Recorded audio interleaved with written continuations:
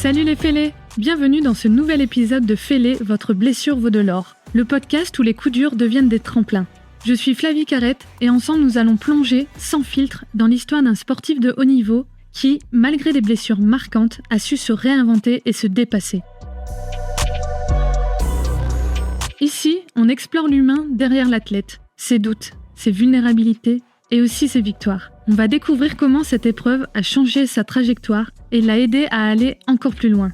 Préparez-vous à être inspiré par ce récit puissant. C'est parti! Bonjour à tous, je suis avec Julien Vessert, qui est un para-athlète français de haut niveau. Amputé du tibia droit à 18 ans, suite à un accident de travail, il a su transformer cette épreuve en une force incroyable. Depuis 2023, il fait partie du para-team de Salomon et cette même année, il est devenu champion du monde de cross triathlon. Mais ce n'est pas tout. Après une performance remarquable au semi-marathon de Paris, il a bouclé ce week-end la Shox Race 60K, la célèbre course de trail de l'Adidas Terrex Maxi Race, en 10 heures d'effort sur un parcours exigeant. Julien est aussi conférencier, partageant son inspirant parcours de résilience et d'engagement. Merci Julien d'être avec moi aujourd'hui. Écoute, avec plaisir, Flavie. Pour commencer, je vais te proposer de te présenter à travers un objet symbolique pour toi. Qu'est-ce que tu as choisi de nous partager? D'accord, ok. Écoute, bonjour à tous. Moi, j'ai choisi, je vous attrape ça. En gros, c'est ma lame de course à pied pour ceux qui ont reconnu ça. Donc, vous voyez ça certainement, je pense, à l'occasion des JO. C'est souvent à ces moments-là qu'on voit un peu ce type de matériel-là. Donc, moi, cette lame-là, elle me sert en fait aujourd'hui à courir. Aujourd'hui, j'utilise un pied de tous les jours pour marcher. Et puis, la lame nous permet de courir puisque elle a un peu elle a du rebond. Elle nous permet d'envoyer un peu et tout. Donc aujourd'hui, moi, comme Flavie vous a partagé, moi, mon sport, je viens du triathlon, dans lequel j'ai fait 3 ans en équipe relève donc de paratriathlon. Et le fait majeur, ça a été le titre de champion du monde de cross triathlon en 2023. Et puis maintenant, j'ai décidé de réorienter mon projet plutôt vers le trail. Et ce qui m'anime là dans le trail, je suis soutenu déjà par de grandes marques, comme vous l'avez dit, donc comme Salomon, Jairon, la marque NAC de nutrition. Et là, l'idée, c'est plutôt d'aller, donc contrairement à ce que je faisais en triathlon, où là, bon, bien sûr, c'était de viser le haut niveau. Là, la performance, elle va plutôt relever du fait d'aller chercher de l'ultra distance et de faire des choses qui n'ont jamais été faites. Pour cette année, l'objectif principal, ça sera le 100 km de la CCC, là, donc sur les courses UTMB, et avec un projet en 2026 de faire la grande boucle, donc un 180 km, et c'est à peu près 10 000 de dénivelé positif. Le tout, du coup, avec une lame. Donc là, les objectifs sont différents. Ça va être de terminer ce genre de course-là, parce que visiblement, ça a été, enfin, c'est sûr, pour la CCC, ça a été fait, mais pour l'UTMB, pour l'instant, j'attends d'avoir confirmation, mais visiblement, aucun amputé n'a terminé l'UTMB à l'heure où on se parle. Donc voilà, l'exploit y résiderait un peu là-dedans. Puis à côté de ça, du coup, une vie bien pleine, parce que même si aujourd'hui je gagne de l'argent avec le sport, c'est pas viable encore. Je dis encore parce que j'espère que ça le devienne. Mais je suis recruteur donc pour une grande société française qui s'appelle Michelin sur Clermont-Ferrand, donc à mi-temps, à peu près à 60%. Et voilà, et papa de 2 enfants qui ont 7 et 4 ans, et voilà. Donc un peu les 3 pans de ma vie, le boulot classique, le sport qui demande beaucoup d'engagement en termes de temps notamment, que ce soit le triathlon avant et maintenant le trail avec l'ultra distance, et une vie de père de famille. Une vie bien remplie comme tu le dis. Je te propose de démarrer évidemment par ce qui t'est arrivé à tes 18 ans. Est-ce que tu peux nous en dire un peu plus? Bah oui, puisque là on est là pour parler de podcast et du coup dans ce podcast de blessures. Moi, mon accident, c'est quelque chose qui m'est arrivé à 18 ans, donc du coup assez tôt dans la vie, puisqu'aujourd'hui, bon, c'est pas quelque chose que j'avais précisé, mais j'ai 38 ans, donc moi ça fait 20 ans pile que mon accident a eu lieu. Donc c'était un accident du travail en job d'été. Je me suis retourné en fait avec un chariot élévateur. Pour ceux qui voient ce que c'est quelque chose qui sert à transporter les palettes.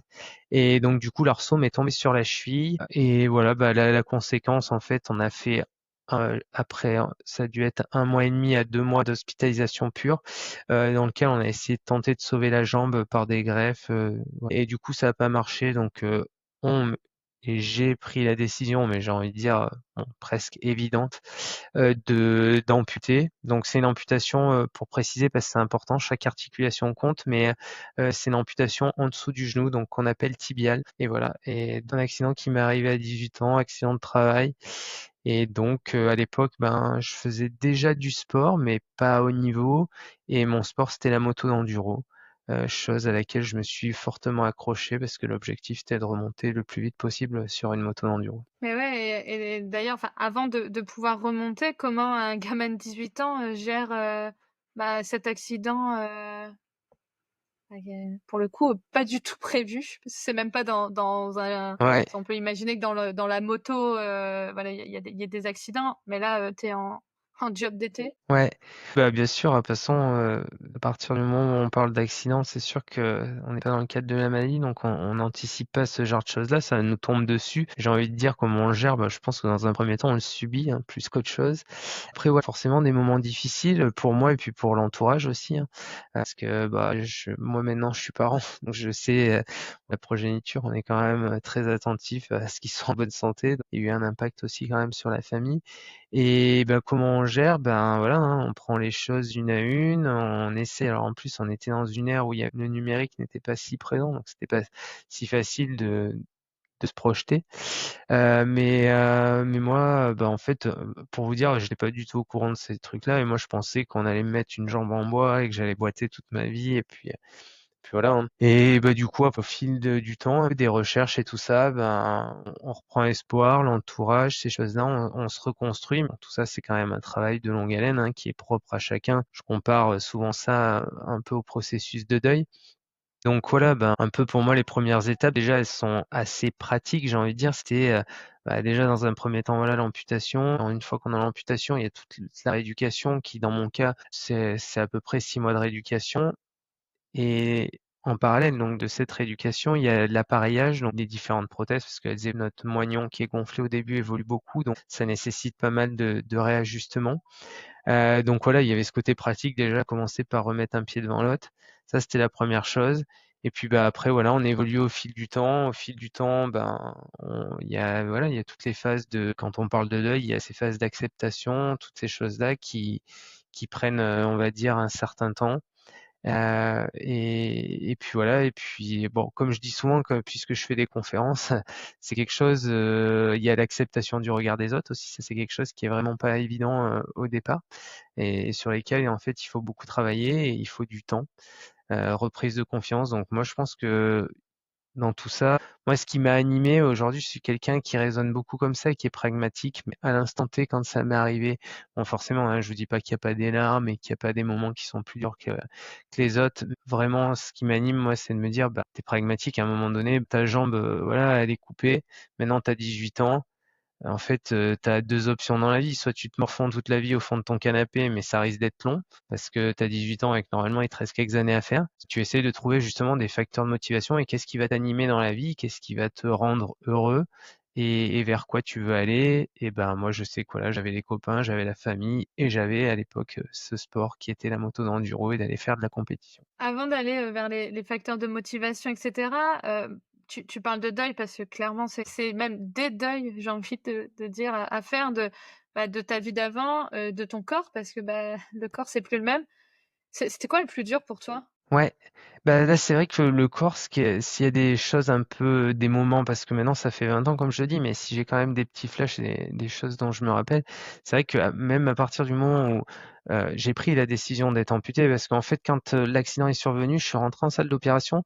Bon, j'étais conscient tout le temps, mais cette phase-là, je me rappelle pas trop et a priori, ils nous avaient prévenu moi et mes parents que je rentrais en salle d'opération, mais que j'étais pas sûr de ressortir avec ma jambe. Bon, le fait est que je suis ressorti avec et qu'on a essayé de la sauver. Mais ce qui m'a fait bizarre en termes d'image, c'est clair, c'est quand, bon 1 mois et demi après on prend la décision d'amputer. Là, du coup, je savais, je me réveille, je sais et la première fois où je lève le drap, en fait, il faut quand même quelques jours parce qu'en fait, c'est assez difficile à décrire, mais en fait, on se reconnaît pas parce qu'il nous en manque un morceau et j'avais l'impression que ça m'appartenait pas ce corps. C'était vraiment un sentiment assez bizarre à décrire parce que bah, c'était un tel changement fondamental. Je pense que l'inconscient avait du mal à se dire enfin, ça y est, maintenant c'est ton nouveau toi, quoi.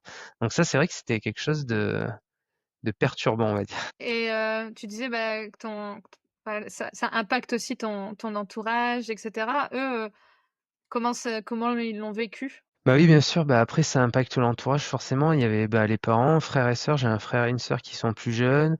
Bah, oui, oui, ça laisse, forcément des traumatismes, dans la famille, d'avoir quelqu'un qui subit ça. Déjà physiquement, on n'aime pas voir quand même, les gens de son entourage blessés et puis après, c'est vrai que mais du coup, ils ont quand même été très présents et tout ça et moi, je vois aujourd'hui, c'est vrai que je me suis bien remis, de ces choses-là. J'en ai fait plutôt une force. On va évoquer un peu les étapes. Mais c'est vrai que moi, je pense qu'aujourd'hui, un peu avec le recul, par exemple, aujourd'hui, moi, j'accepte mieux 20 ans après ma situation, par exemple, que certains de mes proches, je pense notamment potentiellement à ma mère, voilà, à qui ça a laissé, je pense, plus de traces et plus de un impact. Et il y a aussi, choses auxquelles on pense pas et quand je fais mes conférences, c'est quelque chose que j'évoque quand je fais de la sensibilisation, notamment aux accidents. C'est le fait que, beh, du coup, après, il y a l'après. Moi, mes enfants, en fait, ils étaient pas nés à cette époque-là. Seulement aujourd'hui, en fait, l'accident que j'ai eu, il a une conséquence jusqu'à la fin de mes jours. Et donc, du coup, après, il y a tout ce processus aussi de, bah, l'impact. Là, par exemple, mes enfants, je pense qu'un jour, ils vont pouvoir être attaqués et raillés autour de ces sujets-là, potentiellement. Et du coup aussi, il faut les préparer en fait, pour eux, papa, c'est normal avec sa jambe en moins. Sauf qu'un jour, ça sera peut-être moins normal pour des gens qui leur en voudront moins de bien qui leur voudront pas du bien et on sait que les enfants peuvent être assez durs entre eux. Et donc voilà, c'est quelque chose qui a des conséquences en fait sur la vie et voilà. J'aime à dire que quand, on a un handicap, on peut faire beaucoup, beaucoup, beaucoup de choses, mais par contre, bah, forcément tout ce qu'on veut réaliser, bah, il y a des barrières en plus, à franchir. Et notamment dans les barrières, tu m'en parlais, le regard des autres, la projection. Alors tu disais par rapport à Ouais, tes enfants, mais pas que. A avant, enfin, tu as dû, subir ça, au quotidien. ouais. Comment c'est, vécu? Ouais, c'est ça. Et ben, ouais, ouais, le regard des autres, en fait, ça, j'ai pris beaucoup de recul là-dessus, hein. Comme je le répète, ça fait 20 ans, donc c'est assez facile pour moi aujourd'hui d'en parler. Je pense que c'est presque la chose la plus dure parce que, bon, la blessure, comme moi dans mon cas et tout, elle a des conséquences et tout physiques, c'est sûr. Mais en fait, des fois, on sous-estime peut-être la force de la blessure, le côté moral. Et donc moi, dans mon cas aujourd'hui, tout va très bien et j'en ai fait vraiment une force, mais au début, comme je dis, bah, c'est un processus de deuil, ça prend du temps. C'est pour ça qu'il faut se trouver ses objectifs, reprendre confiance en soi et moi, si j'ai un fait marquant, c'est, je pense que moi, il m'a fallu dans mon cas à peu près 5 ans et ce qui me fait dire ça là, avec le recul et l'analyse, c'est que j'ai mis 5 ans avant de remettre, un short, dans mon cas parce que, bah, du coup, le pantalon me permettait, je marchais plutôt bien une fois rééduqué et avec un pantalon, ça me permettait de dissimuler la chose et et là où je voyais ce que je dis souvent parce que j'échange beaucoup sur ce sujet-là, même avec des gens qui sont concernés par ces accidents, c'est que ce que je cachais en fait il y a presque 5 ans parce que je ne l'assumais pas et que le regard, des autres était pour moi pesant du coup. Aujourd'hui en fait j'en ai fait une force et presque un argument marketing parce qu'aujourd'hui si j'ai des grandes, marques, qui me suivent, dans mes projets, c'est parce que, ben, du coup il y a cette différence. Cette différence là où quand l'accident est survenu et les quelques années de deuil derrière, je cherchais plutôt à le cacher. Aujourd'hui je le mets plutôt en avant et pareil dans le regard des autres. Là où je voyais peut-être plus de la pitié pendant les 5 premières années et de la compassion, aujourd'hui, je vois plutôt de l'admiration, de la force. Voilà, tu as parlé de la course que je viens de faire là, il y a eu beaucoup de contenu de postés, par des grands sites comme Renix, et Salomon et tout ça, des contenus qui ont été faits autour de moi. Ceux qui auront la curiosité d'aller voir les commentaires, vous allez voir le regard des autres, ce qu'il dit. Il parle de résilience, impressionnant, machine, enfin voilà. Les mots sont plutôt, font plutôt du bien, quoi. Donc, c'est plutôt des mots qu'on aime entendre quand on parle de soi. Et donc voilà comment moi j'ai réussi à transformer ça et essentiellement aussi par le sport et le défi sportif, l'esprit de compétition et le fait de me réaliser pleinement là-dedans. Mmh. Oui, parce que la différence finalement attire forcément le regard. Finalement, c'est aujourd'hui, c'est comme tu le dis, c'est, ta plus grande force, enfin une de tes plus grandes forces parce que, c'est ce qui permet aussi d'oser en parler, montrer que, c'est possible de faire de l'ultra trail. Hem Qu'est-ce que ça a changé pour toi? Bah, ça a changé ça aujourd'hui. En fait, moi, je trouve que c'est vachement important, mais ces processus, ils sont très, très durs parce que chacun vit avec son histoire et puis a des capacités de je pense que moi, je dis souvent, en fait, tout le monde a un peu ses problèmes et tout qui sont plus ou moins grands et j'ai envie de dire, c'est peut-être pas ça l'important. L'important, c'est plus, la capacité qu'on peut avoir, à justement, ben, à les appréhender ces problèmes, quels qu'ils soient professionnels, familiaux, de santé, de choses comme ça et ce qu'on en fait et moi, aujourd'hui, c'est vrai que c'est quelque chose qui était, bon, forcément un handicap.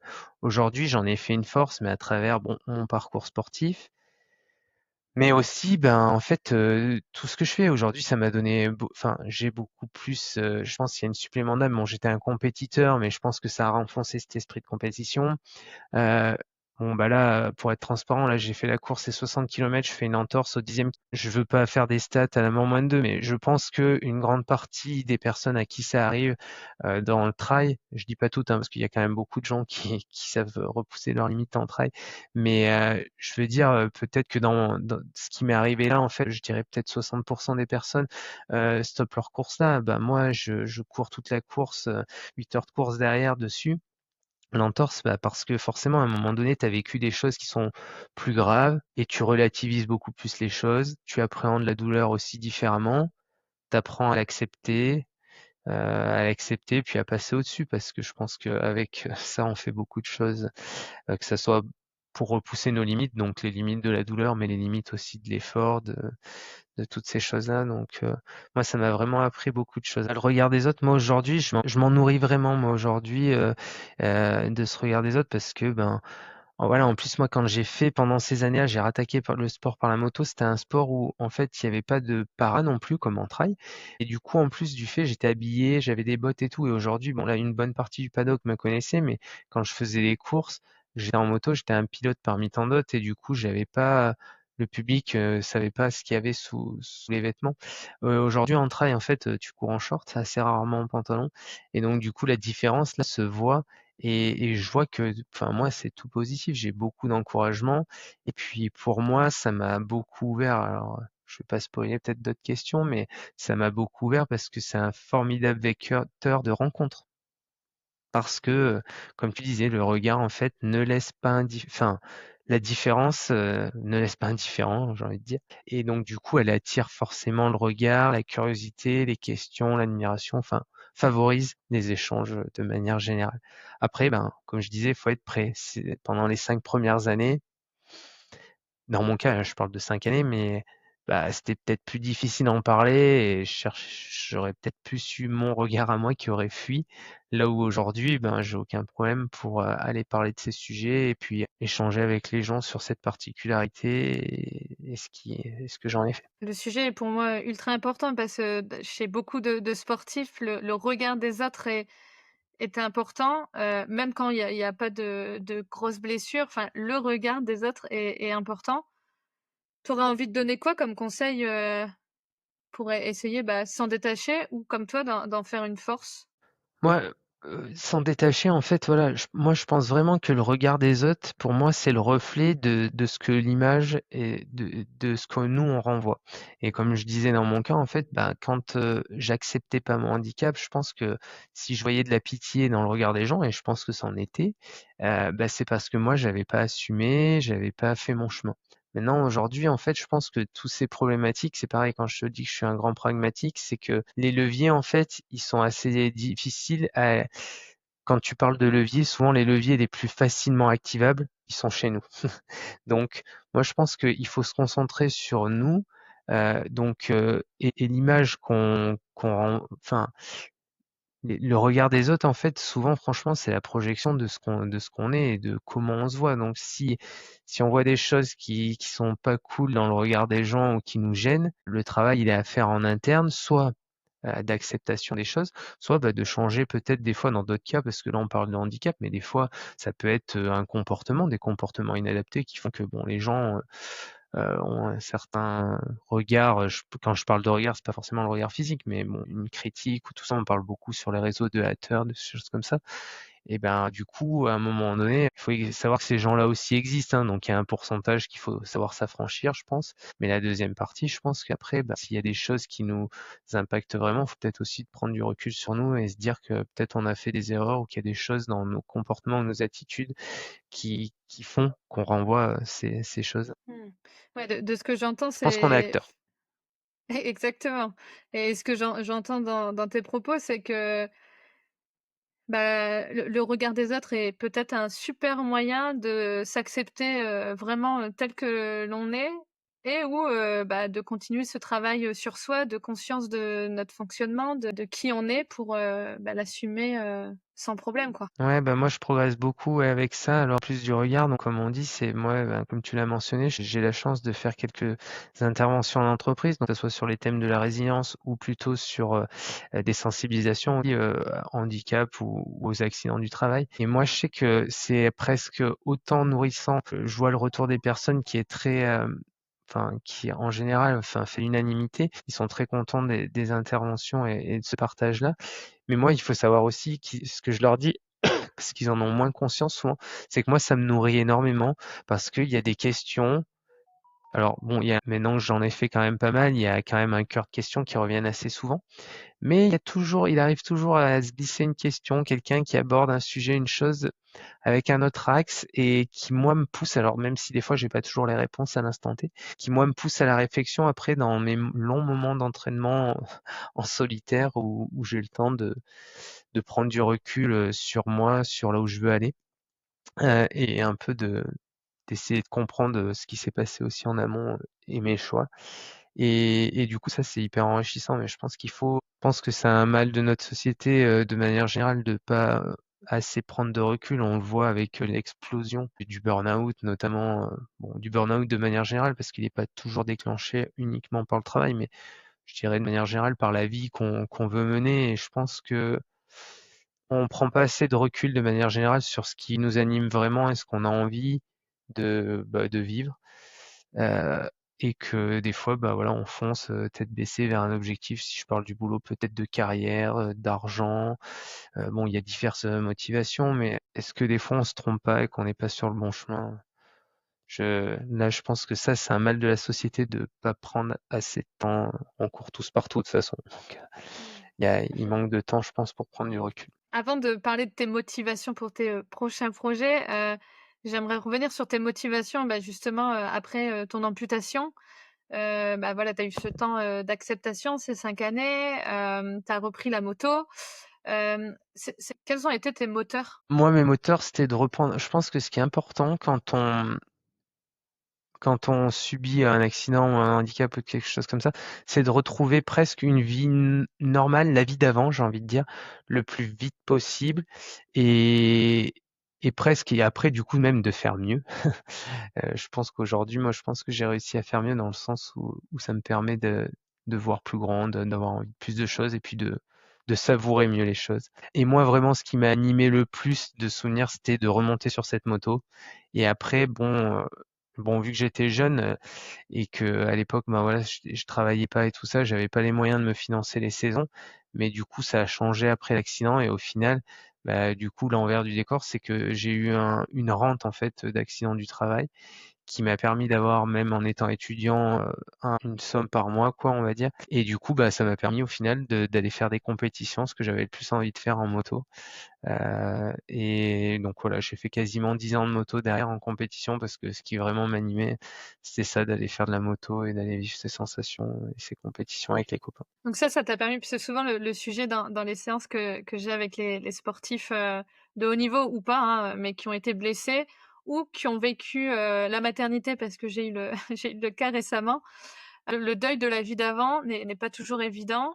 Toi, ça a été vraiment, le fait de te redonner des objectifs, sportifs, ça a été, une vraie aide justement pour, voilà, bah, pour accepter que, bah, la vie d'avant, elle sera pas à 100 revenue? Ouais, ouais, bah oui, oui, clairement. Et puis après, parce que moi, peut-être contrairement à d'autres aussi, euh, la vie d'avant, j'ai envie de dire, à part si ce n'est sur l'aspect physique, en fait, qui me manque un morceau, et j'ai envie de dire presque esthétique, heu, moi, la chance que j'ai avec mon type de handicap, c'est que du coup, j'ai pu reprendre, moyennant des aménagements, mais toutes mes activités d'avant, quoi.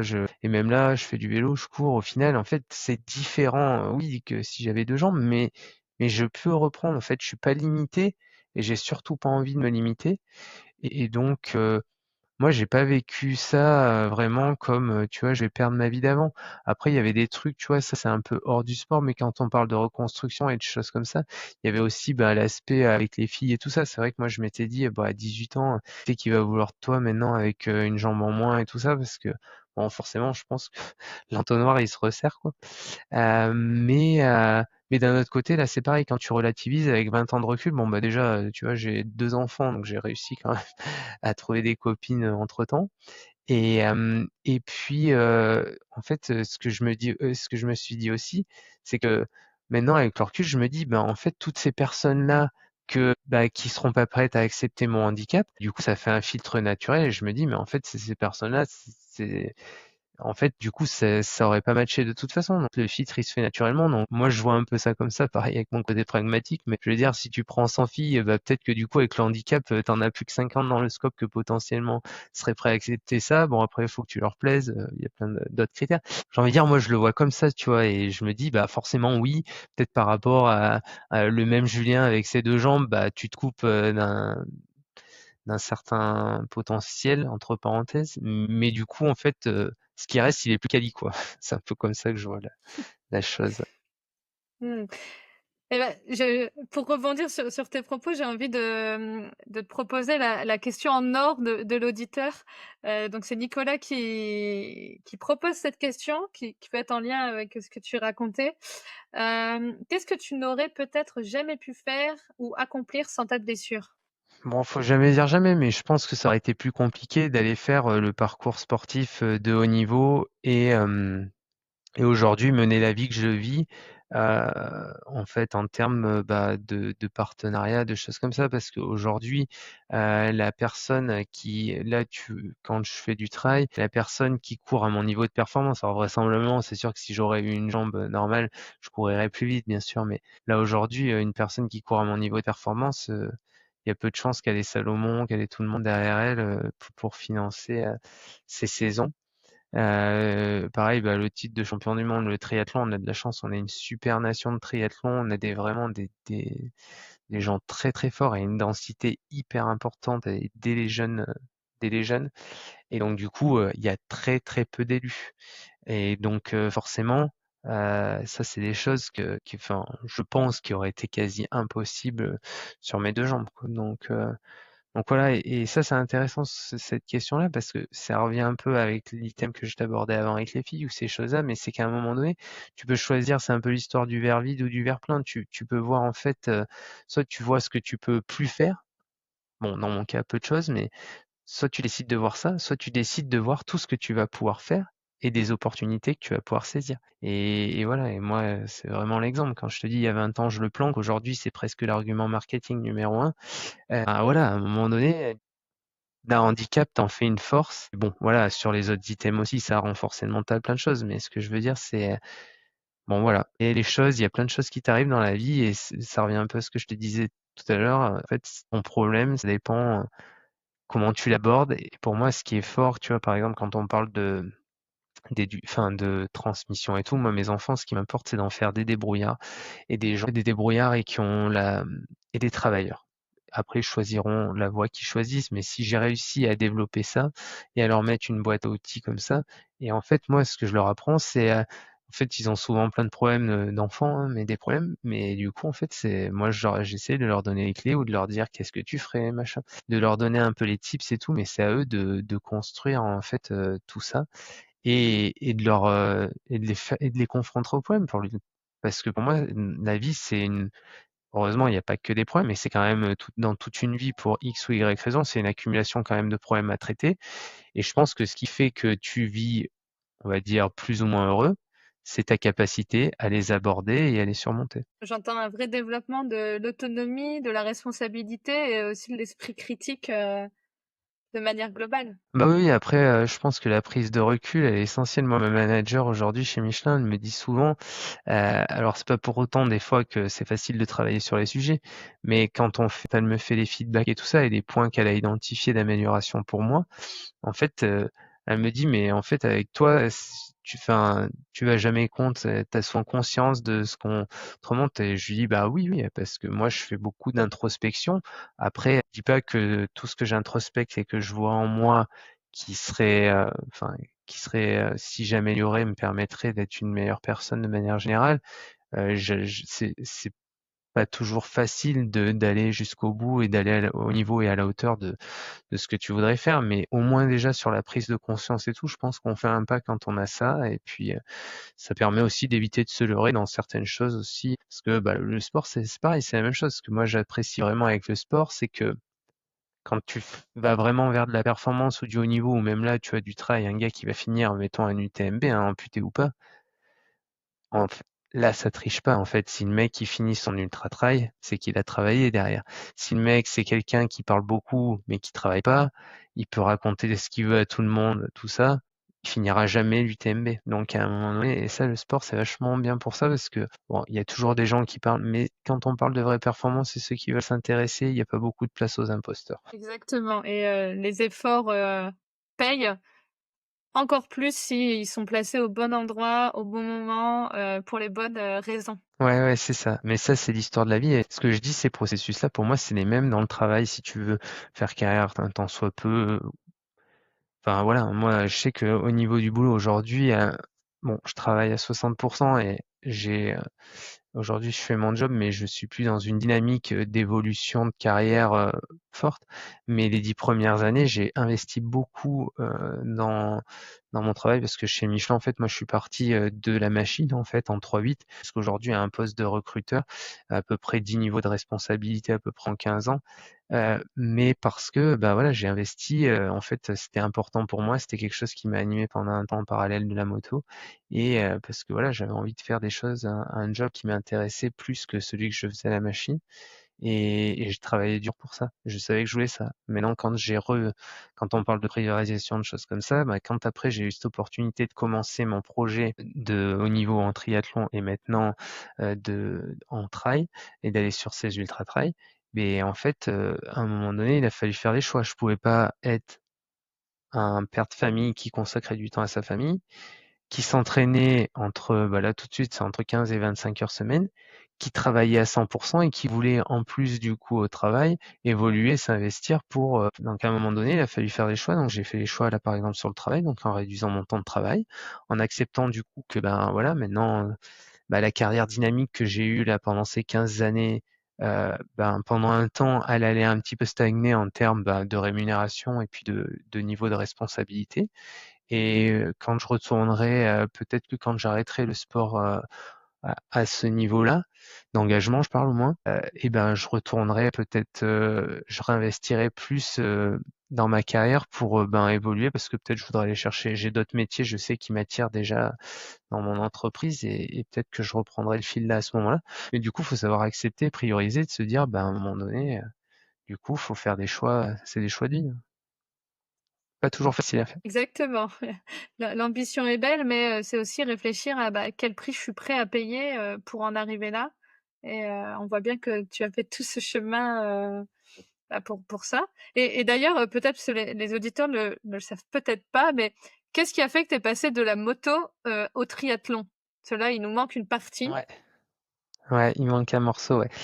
Bah là aussi, ouais, il y a encore une affaire d'opportunité, c'est qu'il y avait un peu en amont des JO, je dirais 5 ans avant, et il y avait des programmes qui s'appellent Relève qui étaient là pour détecter un peu des futurs potentiels à emmener aux Jeux de Paris. Là, il y avait pas mal de moyens de mis là-dessus. Moi, ayant fait, j'ai participé à une de ces journées-là, et quand j'ai rencontré la Fédération française de triathlon, j'ai vu que c'était une fédération qui était très impliquée dans le parasport et qui mettait beaucoup de moyens pour ça.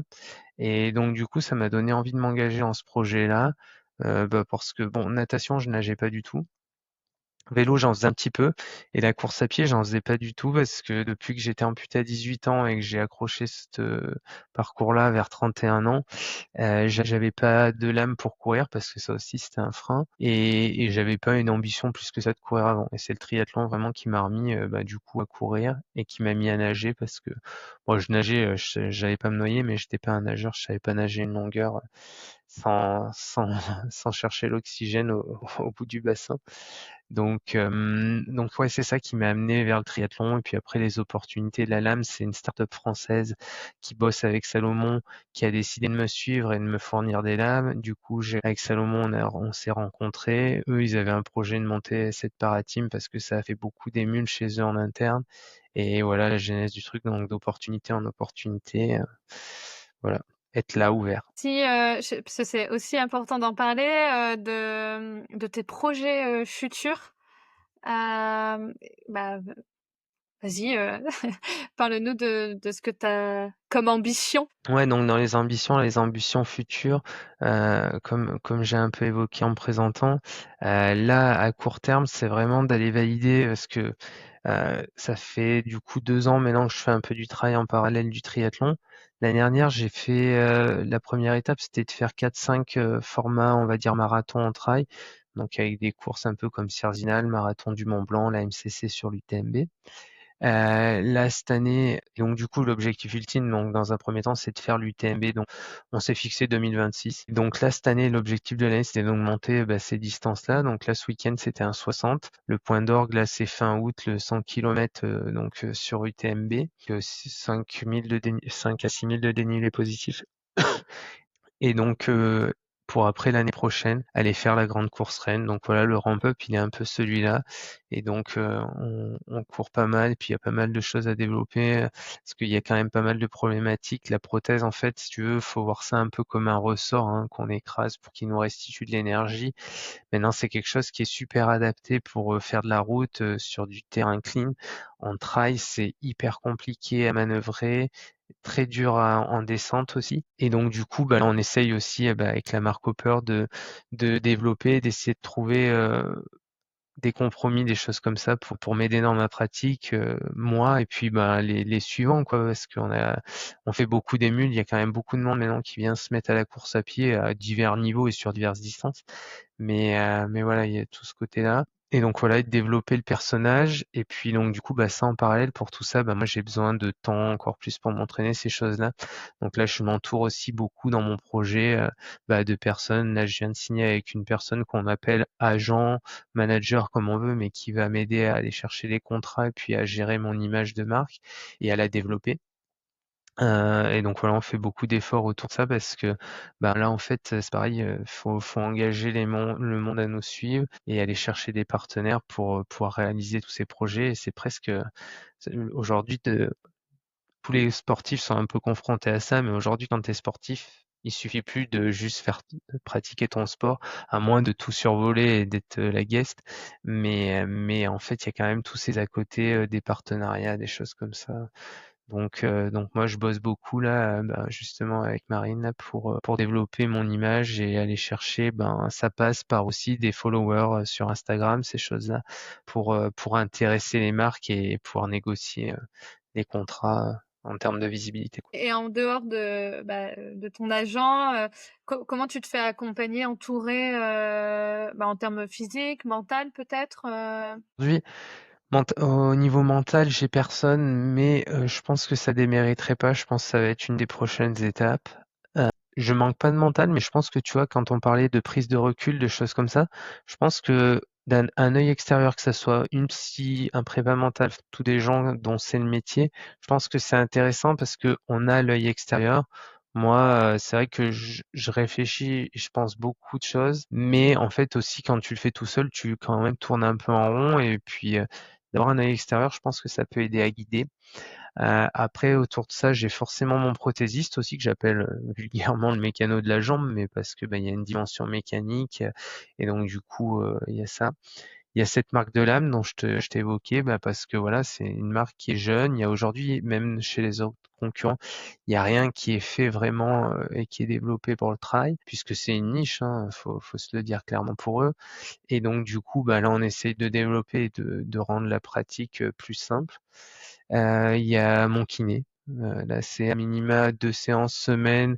Et là, le travail, en fait, il y a une partie, là, je suis dans le cas où j'ai une entorse et un tendon d'Achille en feu, mais on traite tout ce qui est la bobologie. Et s'il n'y a pas de bobologie, on fait tout ce qui est renfort musculaire et tout, et prévention blessure, justement, qui marche pas trop mal jusqu'à présent, sauf là, mais qui marche quand même pas trop mal. Et puis un coach, hein, voilà, aujourd'hui moi j'ai un coach que je rémunère tous les mois qui est un coach de grande qualité, qui gère un peu tout ça. Puis voilà, les partenaires aussi parce que il y a ce côté financier, mais pas que, il y a aussi tout le côté matériel. Quand je parle de ça, il y a du financier, mais aussi tout le côté matériel et logistique parce que il y a la gestion, ils gèrent un peu toutes nos arrivées sur les courses, la gestion des locations, des hôtels ou des résidences dans lesquels on dort, voilà, toute la partie logistique et tout. Donc, je pense à Iron aussi, l'obtention des dossards, parce que le trail est un sport à la mode où il est de plus en plus difficile d'avoir des dossards. Donc, nous, on a cette chance d'avoir ce support-là des marques et du coup d'obtenir des dossards facilement. Mais voilà, donc c'est vraiment une sacrée équipe autour de moi. C'est un sport individuel, mais qui est vécu quand même de manière collective et on serait pas grand-chose tout seul. Mon agent là dont je te parlais, Marine, voilà. Aujourd'hui, ça fait quand même une belle équipe autour de moi pour le projet, quoi. Ils sont pas tous dédiés à 100% à moi, hein, d'ailleurs, qu'on se le dise, mais Bien sûr. ça fait quand même beaucoup de métiers et de compétences autour de moi réunis pour réussir ces projets-là. Donc on invite, tous les auditeurs à te suivre sur Insta, et aussi les entreprises peut-être qui souhaiteraient que tu interviennes pour faire des conférences, partager encore plus, la résilience. Ouais, ouais, ça quand je te parlais de tout ça tout à l'heure, c'est vrai que si on revient sur l'importance sur les réseaux, aujourd'hui moi j'ai quand même pas mal de partenaires, mais en fait tout ce qui est les réseaux, ce qui importe les partenaires et ce qui fait un peu les montants aussi, c'est la visibilité. Donc c'est sûr que plus on a de gens qui nous suivent sur nos différents réseaux, que ce soit, alors moi je suis présent sur Insta, Facebook, j'ai LinkedIn aussi et Strava. Donc c'est vrai que plus on a de personnes qui nous suivent là-dessus, plus c'est facile de négocier et puis des montants plus importants auprès des marques. Ça c'est pour le côté ouais un peu réseau, ça c'est très important. Et puis tu avais une autre question autour de ça, c'était? C'était de te suivre sur les réseaux et les conférences en entreprise. Oui, c'était ça que j'allais oublier. Et oui, et du coup, quand je vous parlais donc du coup de développement du personnage, c'est pareil, c'est que aujourd'hui, moi, si on arrive à développer assez de personnages et tout pour que ce soit viable, je vais me consacrer, on va dire en grande partie au sport et dans les à côté aussi qu'on a identifié, voilà, c'est cette partie conférence parce que, bon, et la première chose, pour moi, égoïstement parlant, il y a 2 choses, c'est d'une, ça m'aide à grandir et la deuxième chose aussi, c'est une source de revenus et donc du coup en entreprise, c'est vrai que c'est quelque chose qui je vois le plaît beaucoup donc les aspects que je suis capable de développer en gros, c'est, la, sensibilisation autour des accidents du travail parce que moi dans mon cas, il y avait beaucoup de manquements de ma part et de la part de l'entreprise, mais ça permet justement de capitaliser et d'échanger avec les gens sur les risques et le respect des règles, l'importance où c'est que ça peut mener. Donc sensibiliser, j'ai des ateliers que je fais autour de ça. Puis après les autres, voilà, c'est plutôt des ateliers autour de la résilience, de mon organisation, comment on fait pour mener les 3 vies que je vous ai évoquées, un peu de front et arriver à performer, comment on se remet voilà d'un accident d'il y a 20 ans, comment aujourd'hui on en a fait une force, vraiment sur les items de la résilience. Voilà un peu les sujets que je suis capable de développer avec les aspects priorisation, tous ces trucs-là. Et ça, c'est des choses que je prends beaucoup de plaisir à faire aussi et qu'on va chercher un petit peu à développer dans l'avenir. Mmh. Et enfin, si tu avais un message à transmettre aux auditeurs qui, soient sportifs ou pas tant, mais qui traversent une épreuve difficile, qu'est-ce que tu as envie de leur transmettre? Moi, je pense que, enfin, il y a toujours un peu une lumière au bout du tunnel. Et puis, une expression que j'utilise aussi souvent en conférence, et comme je dis, quand on parle là de handicap, mais c'est un peu la même chose avec les problèmes et tout ça. Mais moi, quand je définis le handicap, ce que je dis, c'est par exemple, si on a un projet ambitieux à hauteur de ce qui doit l'être, mais on a un projet, par exemple, même au niveau du boulot, tout ça, je dis toujours, c'est une succession de barrières à franchir, de problèmes à régler pour réussir son projet. Et là, ce que je dis souvent avec le handicap, c'est que par exemple, là où un projet classique, pour quelqu'un, par exemple dans mon cas, qui est pas amputé, sur un UTMB, il va avoir une vingtaine de barrières à franchir. Moi, je vais en avoir peut-être 25, 26. Mais ça, c'est pas grave, c'est une affaire de temps. Une fois qu'on sait franchir les barrières, donc aborder les problèmes, et ben c'est juste une affaire de temps et d'engagement un peu supplémentaire. Mais forcément, celui qui aura franchi 26 barrières à l'entraînement plutôt que 20, il devrait être plus costaud le jour J. Donc voilà un peu en termes d'image ce que j'aime bien renvoyer et que les gens retiennent. Du Et coup, puis je pense parce que ça s'applique dans la vie de manière générale. et s'il y avait un fêlé dont tu aimerais écouter l'histoire dans un prochain épisode, quel sportif tu aimerais écouter par rapport à sa blessure? Par rapport à la blessure, comme ça là, à froid, j'ai pas une idée vraiment en tête de personnes blessées, tout ça. Après moi, je sais que j'ai quelqu'un que j'apprécie beaucoup qui s'appelle Michael Herter là, qui est un paratriathlète français qui lui a eu, lui c'est plutôt une maladie qu'il a eue sur la colonne qui l'a invalidé un peu. Et c'est vraiment une super personne et il a un beau parcours, lui aussi de résilience, à raconter. Top, merci beaucoup. De rien. Merci en tout cas Julien pour ta générosité, ton pragmatisme et surtout ton optimisme en la vie. C'était un plaisir de partager ton expérience et ton parcours et tes futures ambitions. Merci à toi, Flavie, de m'avoir donné l'opportunité d'intervenir dans ton podcast. Je sais que c'est un podcast qui démarre, donc je lui souhaite le meilleur et puis que tu aies beaucoup d'invités, pas trop de blessés, hein, qui se soignent, des soignés, mais je te le souhaite.